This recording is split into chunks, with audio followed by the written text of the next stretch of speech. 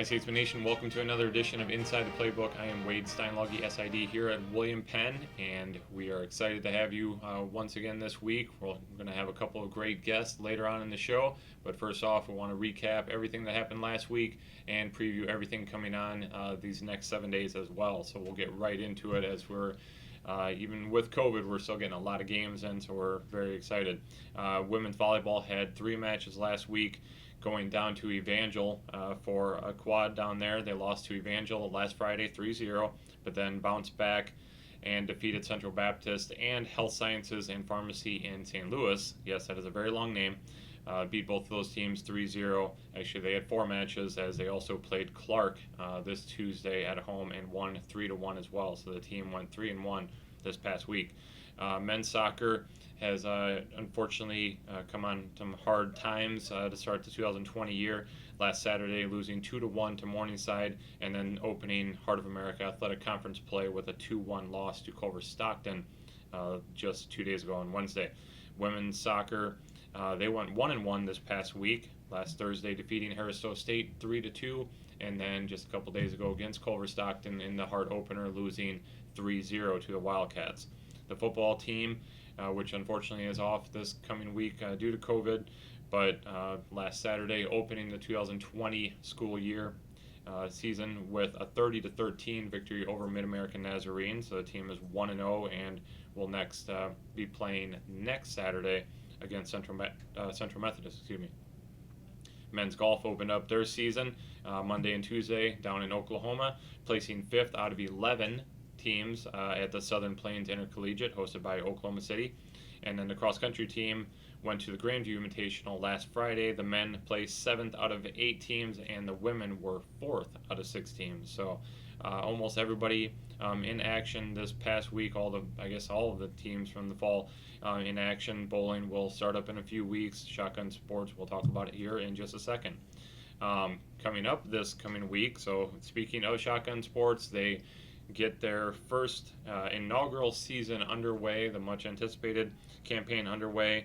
Coach Heaton's team will be competing tomorrow and Sunday at the Midland Ice Out in Fremont, Nebraska. So best of luck to the teams as they get going in 2020-2021.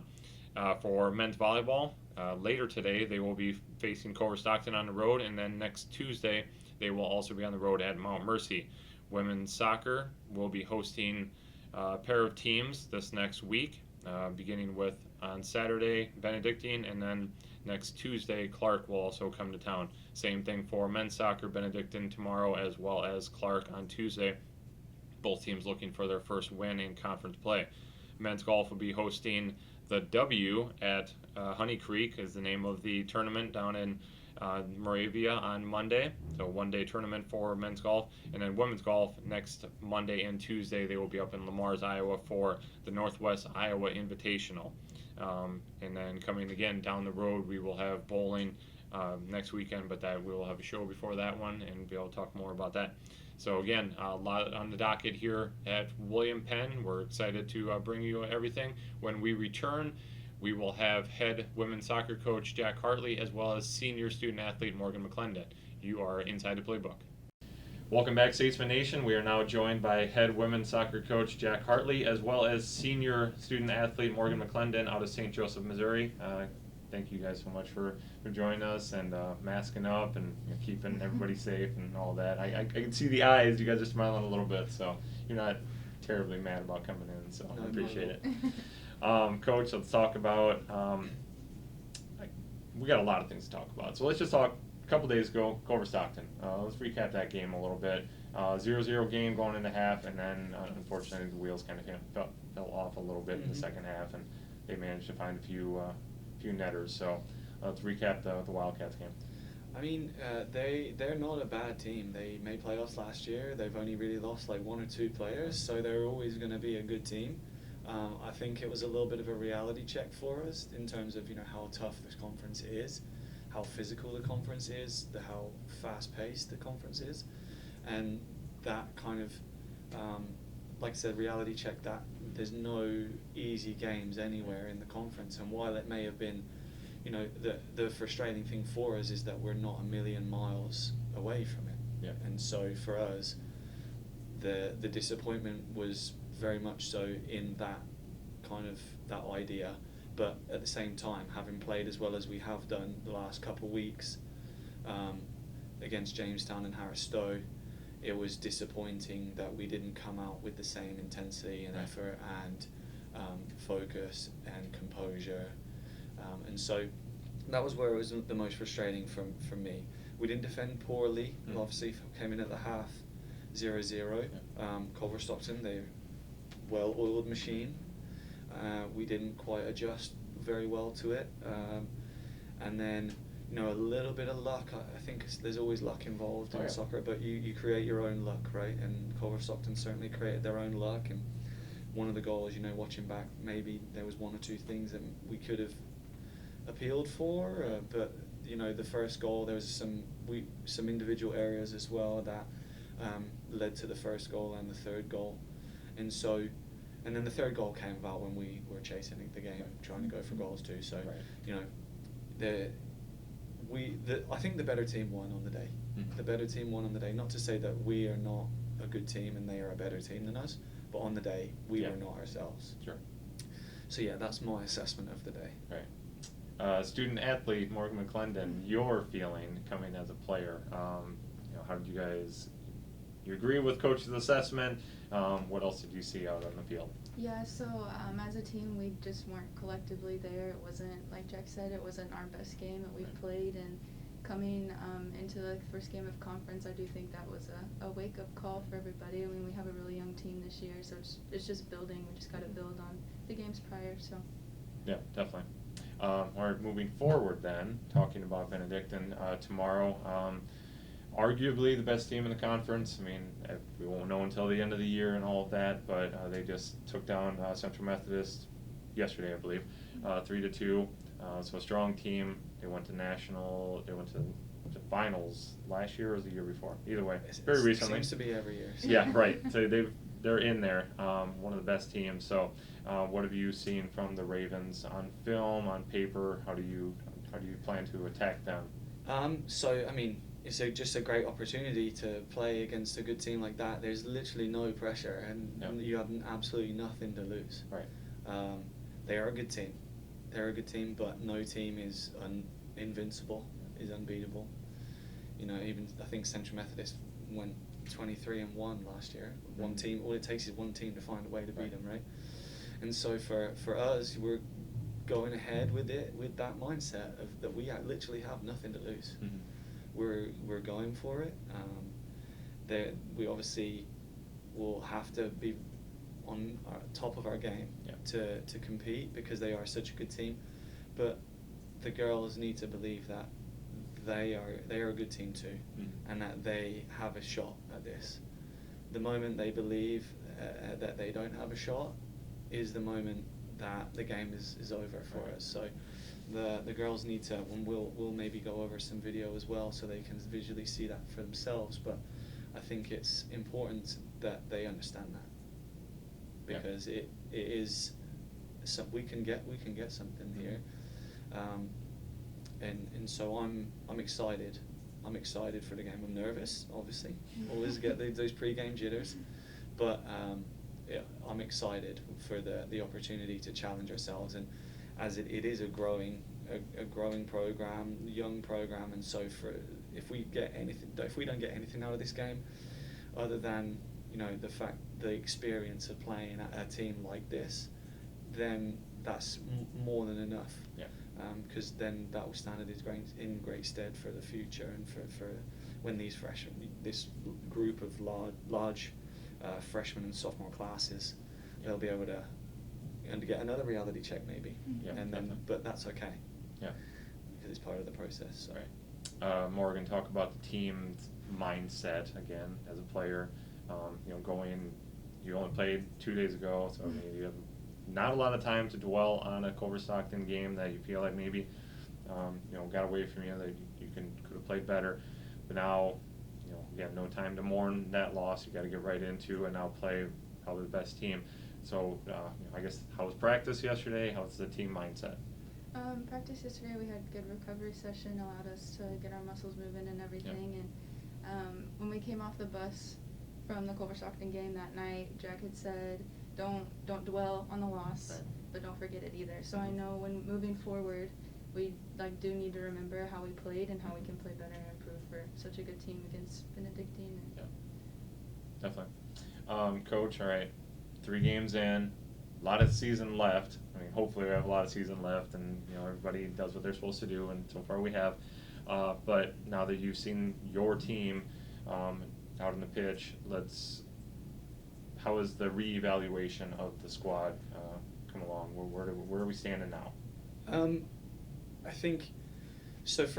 We obviously did like a little interview earlier and before the season started, and so in terms of from what I recall saying in that interview, I don't think we need to reevaluate anything. I think the goals for the team are still the same. Right. What we hope to achieve as a team, it should still be the same. If anything, for the Jamestown performance opened my eyes to more, if anything, to what we can achieve, and so I really don't feel like much reevaluation is needed right now. We're still the year is a growth year for us. Right. It might not be what maybe other players want to hear because they don't have that much time. Because it's your last go round, right? But it is very much a period of growth and rebuilding for the team because it is so young, and it's with the coaching changes. There's obviously going to be some level of adjustment, some time to adjust, and that could ultimately take all year. Right. But in terms of what we have on the team, in terms of talent, I mean, I think more than what we currently believe ourselves to be capable of, honestly. And I think that showed on Wednesday that maybe the belief in what we can actually do is not quite there. Mm-hmm. And so we'll just keep working on that, I guess. Well, it's not an overnight thing, No, right? exactly, For sure. Exactly. Morgan, maybe you kind of slipped that in there real quick. It is what it is. Yeah. I mean, this is your senior year. Unfortunately, you guys are younger, Mm-hmm. and there's a new coach, and there's kind of that ugly word of rebuilding, Mm-hmm. and nobody ever wants to say that. You just want to reload, and unfortunately, sometimes there is a rebuilding process. Knowing that comes in your final year of your collegiate career, likely the last time you ever play competitively. How do you take that on, knowing, okay, this is my senior year, how do I make the best of it? Yeah, so I mean, I was thankful that I came in and had a coach and a good experience, and then this year I'm able to switch gears and get into something new too. And so I'm just I'm happy that I'm here for the change, and I'm happy for the team. And even if this is a rebuilding year, I'm just happy to be a part of the Right. process. Yeah. Again, talking same respect of what Coach just mentioned about the expectations. Now that you guys have seen yourselves play together, it's totally different, obviously, than we're just going to scrimmage each other and, hey, we look really great, but we don't really know how good we are. Now you have a little bit of an idea, 3 games in. How have the goals and expectations changed for you guys as players? Have you been talking internally like, okay, now we know who we are. Now let's move forward in a different path here? I mean, as a team, we set our goals and expectations pretty early on during preseason and everything. So we really do just have to build on what we said and try and get there the best way we can. How are you able to? So I guess this was off camera. I said this is what we wanted to talk about more than anything. Your transition from last year being a newcomer as a junior college transfer to now stepping right into front and center. Hey, I'm a senior and I'm a captain and everything. So your leadership roles obviously have changed dramatically. So therefore, a lot more eyes are on you this year in helping you guys achieve your goals. How have you taken on that added responsibility? Well, I'm lucky I have 2 other good co-captains, and we each bring a different aspect to the table, I feel like. So if I see a problem but don't know how to address the situation, I have 2 other people to kind of help get the team into a rhythm. Definitely. Excited about the leadership role that you have, to know that again, this, it doesn't end with you. It ends with you. The buck stops with you, unfortunately, as coach. But there's a lot more pressure on you to set the standard. Yeah, I mean, we have a good coaching staff this year, and we have a good culture set in place, and so I'm just happy to be a part for like the freshmen and the sophomores, Right. showing them like being a mentor, being a good leader, just giving them good expectations. So. Definitely. All right, we're going to let her just sit there and wait a little bit for a few more questions, but let's talk about Morgan McClendon a little bit and how she has, what she's meant to the program. For sure. I mean, in the transition, you know, we came in the summer, and then a summer of COVID, so it was really odd experience. Maybe, you know, I think I mentioned before, it was the summer anyway, right, when people are not normally on campus, so we were probably going to have to adapt in some way or another anyway. And so not being able to see people face to face right away was tough. And so, you know, there was some people that surfaced right away or emerged right away as people that were willing to kind of adapt, willing to kind of just go with the times to make sure things were successful. And you know, I sometimes say to people, you know, the scoreline doesn't read like you lost 3-0, oh, but so-and-so didn't do this, didn't do that. It just says 3-0, right? Yeah, so exactly. as long as someone does the job, who cares who does it, right? And so, you know, for Morgan, she stepped up right away and just got the job done. We would team meetings. She was, you know, proactive in making sure that girls found a time and a platform to do the meetings on. And then as we came into preseason, she was one of those figures that had emerged as somebody that the girls looked up to, somebody that they respected what they had to say. The way she carries herself is, you know, the epitome of what we're trying to achieve here as a program. And so for me, you know, the leadership has been a breath of fresh air. Right. She does have a couple younger captains under her as well that she's kind of like having to take under her wing as well, so it's a little more added responsibility too. Sure. But no, she's done a great job, and it's the girls put forward their kind of their feedback and their votes for who they thought should be captain, and Morgan kind of got way more votes than you know, maybe she'd even expected. I don't think she really realizes how much the girls kind of look up to her. So, and so it was not just an appointed captain; it was kind of like the team's captain as well. And so, yeah, she's done great. Awesome. All right, well, you're off the hot seat. You're done. We don't need to talk to you. Okay, sounds good. Morgan, let's talk about the future. Again, I mean, obviously, USA soccer. Obviously, that would be you know, the dream or whatever. Probably not likely, No. but so what's the future hold for Morgan McClendon after William Penn? I'm getting my degree in sport management, so I hope to work for like a club, some type of soccer club, just so I can stay involved with the game somehow, and maybe more on the business side. But yeah. Definitely. Any other schooling coming down the road, or you've had enough of the books for a while? I might take a little break, but I There you do go. hope to get my master's degree. So. Okay. Very cool. Alrighty, well, thank you both so much for your time. Best of luck tomorrow. Once again, Thank you. game time 4 o'clock tomorrow against Benedict and the Ravens out of Atchison, Kansas. Come on out to Dross Field. If not, the game will be on statesmanathletics.com as well as our app and all the million other places to watch it. So best of luck to you both, and thanks for coming on. Thank you.